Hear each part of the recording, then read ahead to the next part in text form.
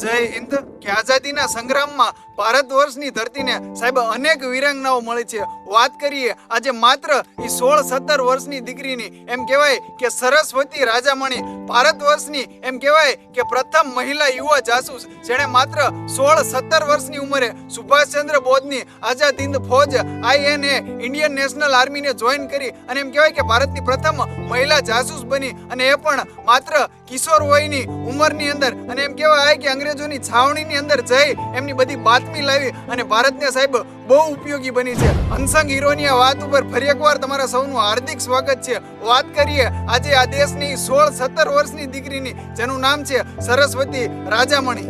એવું કહેવાય કે 11 જાન્યુઆરી 1927ના રોજ રંગૂન એટલે કે હાલનું જેને મ્યાનમાર ગણવામાં આવે છે એ રંગૂનની અંદર સરસ્વતી રાજામણીનો જન્મ થાય છે. આર્થિક રીતે તેઓ બહુ સદ્ધર હતા. એવું કહેવાય છે, ઇતિહાસ એવી સાક્ષી પૂરે છે કે સરસ્વતી રાજામણીના જે પિતા હતા એ રંગૂનની અંદર જે સોનાની ખાણો ચાલતી હતી એ સોનાની ખાણોના એમના પિતા પોતે માલિક હતા. આટલી બધી સંપત્તિ હોવા છતાં પણ તેઓ સ્વરાજની જે ચળવળ છે અને રાષ્ટ્ર માટેનું જે આંદોલન છે સ્વતંત્રતા માટેનું એના સમર્થક હતા. સરસ્વતી રાજામણીની જે કિશોર વયની ઉંમર છે, આ ઉંમરની અંદર એમ કહેવાય કે રંગૂનની અંદર સુભાષચંદ્ર બોઝનું એક ભાષણ સાંભળે છે સરસ્વતી રાજામણી, અને એમ કહેવાય કે આ ભાષણથી પ્રેરિત થઈ અને તે પોતાની બધી જે જ્વેલરી હોય છે, પોતાના જે તમામ ઘરેણા હોય છે એ આઝાદ હિન્દ ફૌજ INA ઇન્ડિયન નેશનલ આર્મીને આપી દે છે. સરસ્વતી રાજામણી એમ કહેવાય કે INA ઇન્ડિયન નેશનલ આર્મી અને આઝાદ હિન્દ ફૌજની ભારતની જે રેજિમેન્ટ હોય છે, જે ઝાંસીની રાણી લક્ષ્મીબાઈના નામથી ચાલતી હતી, એ રેજિમેન્ટની અંદર જોડાય છે.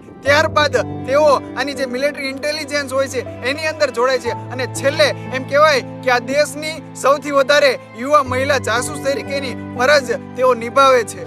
ઇતિહાસ એવી સાક્ષી પૂરે છે કે સરસ્વતી રાજામણી બ્રિટિશોના કેમ્પમાં ઘૂસી અને એમ કહેવાય કે પુરુષના વેશમાં એની અંદર એન્ટ્રી કરી અને બ્રિટિશોની, અંગ્રેજોની બધી બાતમી જાણતા હતા, અને આ બાતમી જાણી અને તેઓ પરત આવી INA એટલે ઇન્ડિયન નેશનલ આર્મી અને આઝાદ હિન્દ ફૌજને આ બાતમી આપતા હતા. અને આજે એમ કહેવાય કે ભારત સરકારના આઝાદી કા અમૃત મહોત્સવમાં જે અનસંગ હીરોનો રેકોર્ડ હોય છે એ રેકોર્ડની અંદર આજે સરસ્વતી રાજામણીનું નામ છે, જે આજ પણ એની વીરતા અને એના રાષ્ટ્ર પ્રત્યેના પ્રેમનું પ્રતીક માનવામાં આવે છે.